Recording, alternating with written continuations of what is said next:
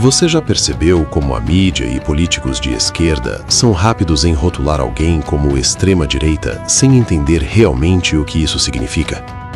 Neste vídeo, vamos desvendar esse termo, entender por que ele ficou tão presente no debate público e como ele tem sido usado muitas vezes de forma equivocada para enquadrar opiniões divergentes.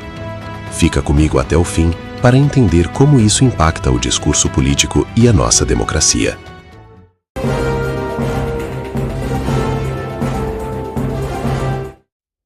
Começamos percebendo que a palavra direita, que deveria ser simples, parece ter desaparecido do vocabulário público, sendo substituída quase que inteiramente por extrema-direita. Jornalistas, comentaristas políticos e militantes de várias correntes hoje utilizam esse rótulo de maneira ampla, englobando desde defensores firmes do livre mercado até conservadores e cidadãos críticos ao sistema. Mas essa tendência levanta uma questão. Será que estamos falando da mesma coisa quando usamos esse termo em diferentes contextos? A resposta é não. Muitas vezes, o termo extrema-direita é jogado no debate como sinônimo de tudo que se discorda, diluindo seu significado real e empobrecendo o debate público. Para compreender isso, precisamos voltar no tempo e observar como pensadores como George Orwell já alertavam sobre o uso descuidado de rótulos políticos. Orwell, em 1946, observou que a palavra fascismo havia se transformado em um insulto político genérico, um fenômeno que vemos hoje com a extrema-direita. Essa banalização tem efeitos reais. Quando usamos rótulos pesados sem rigor, acabamos por reduzir um debate complexo à polêmica barata, afastando o público de uma compreensão mais profunda do que está realmente em jogo. E o problema se torna ainda maior porque há diferentes correntes dentro da própria direita, desde a direita tradicional até formas mais radicais, cada qual com suas propostas, discursos e postura diante da democracia. Entender essa distinção é crucial se quisermos exercer cidadania de verdade e evitar que simplificações levem à polarização extrema. Logo, no próximo tópico, vamos explicar o que acadêmicos dizem sobre as diferenças entre direita radical e extrema-direita, algo vital para esse debate.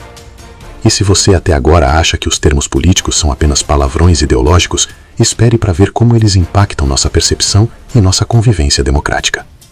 Antes de prosseguir, já deixa seu like e compartilha esse vídeo se você quer um conteúdo que vai além da polarização rasa. Uma das formas mais claras de entender esse debate é olhar para o que dizem os cientistas políticos.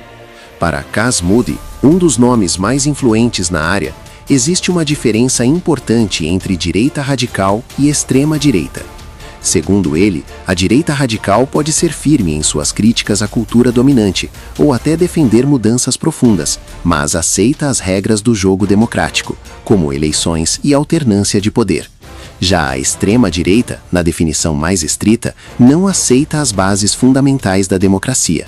Ela rejeita a legitimidade das instituições que permitem a disputa política e pode querer minar essas instituições para impor sua própria visão de mundo. Isso significa que movimentos ou pessoas duras no discurso não são necessariamente extremistas. É a recusa ao jogo democrático que faz a diferença. Outro especialista, Lubomir Kopechek, também reforça essa linha, dizendo que confundir radicalismo com extremismo é um erro conceitual que atrapalha o debate saudável. Segundo ele, movimentos radicais podem ser ardorosos, mas ainda assim respeitar a competição política e seus limites. Quando um grupo se recusa a aceitar resultados eleitorais ou nega a legitimidade ao adversário, isso se aproxima do que se entende por extremismo, que é uma ruptura clara com as regras democráticas.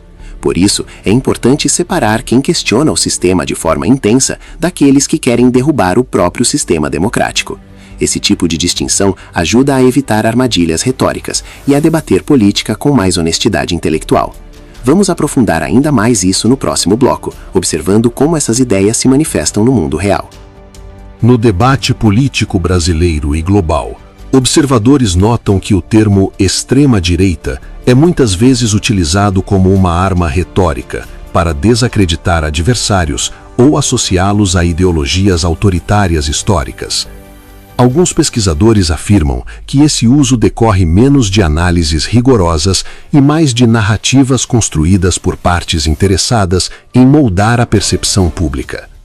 Os focos principais dessas narrativas estão nas chamadas guerras culturais, temas comportamentais, éticos ou identitários que se tornam campos de batalha ideológicos e que não são facilmente conciliáveis. Para alguns acadêmicos, o rótulo de extrema funciona como um sinalizador político. Ele marca o outro lado como indesejável ou antidemocrático, mesmo quando não há base sólida para essa acusação. Esse fenômeno não é exclusivo do Brasil. Em diferentes partes do mundo, governos e instituições têm tentado definir oficialmente o que significa extremismo, muitas vezes envolvendo terrorismo ou promoção de ódio e violência como critérios. Entretanto, essas definições oficiais também são alvo de críticas, por potencialmente rotular injustamente discursos críticos ou dissidentes legítimos, o que pode ameaçar a liberdade de expressão. Com isso, surge uma discussão importante. Até que ponto a sociedade deve tolerar discursos radicais antes de considerá-los verdadeiramente perigosos ao sistema democrático? Essa linha tênue entre crítica contundente e ameaça à democracia é central na compreensão do debate atual. E compreender isso permite que possamos avaliar melhor os discursos e não apenas rotular ladeira abaixo. No próximo tópico, vamos olhar exemplos práticos e como essa discussão se desdobra na política real. Quando olhamos para figuras políticas que frequentemente são chamadas de extrema-direita, vemos uma grande diversidade de posições e contextos. No cenário internacional, líderes como Marine Le Pen, Viktor Orbán e outros são frequentemente classificados dentro de uma gama ampla que vai de direita radical a posições nacionalistas firmes. Mas cada caso tem nuances importantes. No Brasil, esse debate também está presente, com intelectuais e especialistas divergindo sobre se existe ou não uma extrema-direita analítica conforme critérios estritos de ruptura democrática. Alguns estudiosos afirmam que o termo foi ampliado de forma retórica para incluir posições conservadoras ou críticas ao sistema, o que não necessariamente representa uma ameaça à democracia em si. Essa ampliação pode gerar confusão no público e até prejudicar conversas mais profundas e produtivas sobre política e instituições. Por outro lado, também é importante reconhecer e debater grupos que realmente advogam medidas ou práticas incompatíveis com a convivência democrática. Essa dualidade entre rotular demais e reconhecer riscos reais é um dos grandes desafios no cenário político contemporâneo. E é por isso que nós precisamos estar informados, com base em definições claras e argumentos consistentes, não apenas em slogans ou buzzwords. Da próxima vez que ouvir alguém usar o termo extrema-direita, pergunte: qual definição está sendo usada aqui e por quê?